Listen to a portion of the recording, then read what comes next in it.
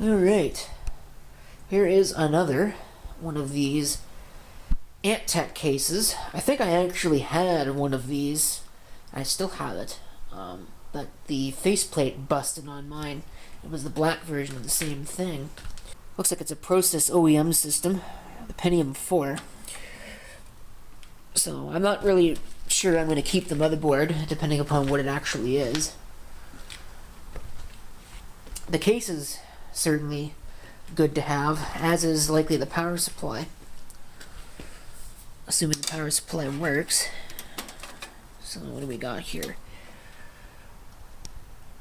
June 2003. It's got a video card. It wouldn't need one, but it has one. It's got a smaller fan. I think the one that I had a big fan in the back. It's definitely an Antec power supply. So it's anybody's guess as to whether or not it still works, because I know that those are capacitor plague. So we'll pop it open, and oh yeah. Let's see what we've got going on in here. Holy crap. That's an Intel motherboard, it looks like. Let's flop it down on its side so we can take a closer peek. Inside. And we got blown caps and the voltage regulator. Circuitry, that doesn't surprise me. What is that? Is that front panel audio or USB? Does this have front panel? It does. It's got front panel USB and a front panel FireWire. So, not too shabby. I have no hard drive, but that's fine. I think this one actually had a dead drive in it, to be honest. So it wouldn't have even really mattered. But, yeah, it's one of those green motherboards. I'm not really sure what model it is, but it's got 7 slots. That's not too bad. I thought it was going to be one of those ones. I'll probably actually take this motherboard out and put it into one of those cases over there. And use this nice case for something nice that's not a Pentium 4.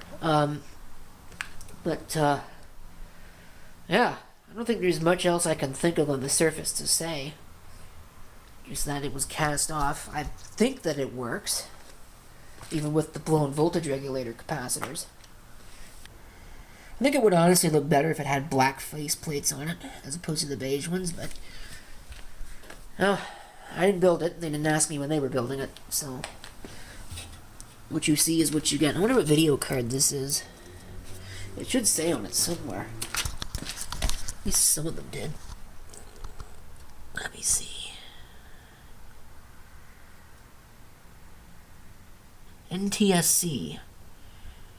Alright, it's an Asus card. V8170, 64 meg. So that's not bad. Probably like an FX 5200 or something similar.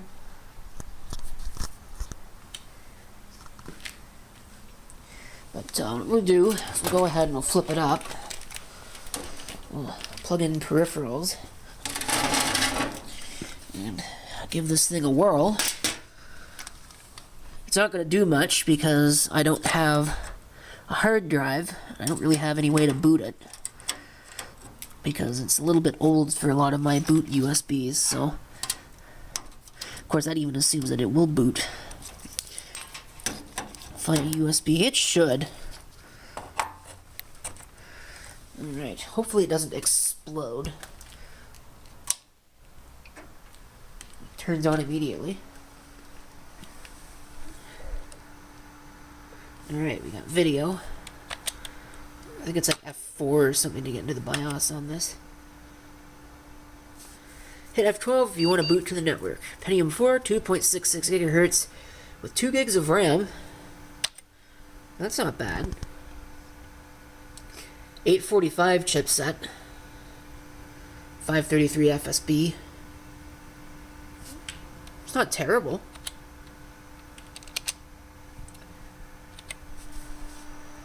Is the rear fan working? Yeah, the rear fan works. Well, barely.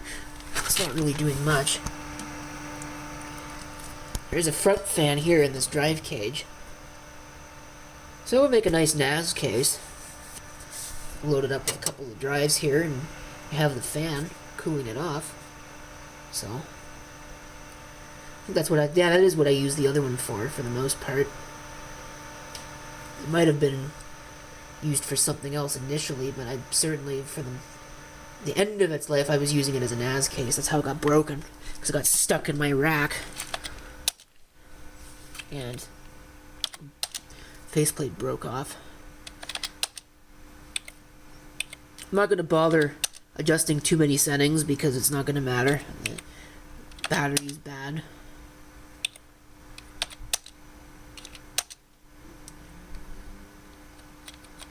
It's like 2010 was the last time I really logged anything of interest.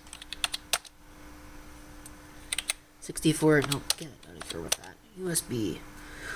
High speed USB, legacy USB support. That's not really that interesting. There's fan control stuff. Does have fan control.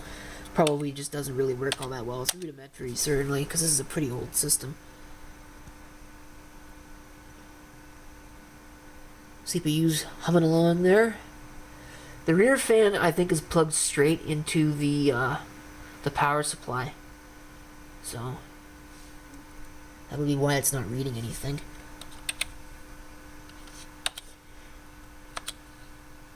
But again, pretty straightforward stuff. It does have PXE. Oh yeah, it does have USB booting, so that's cool.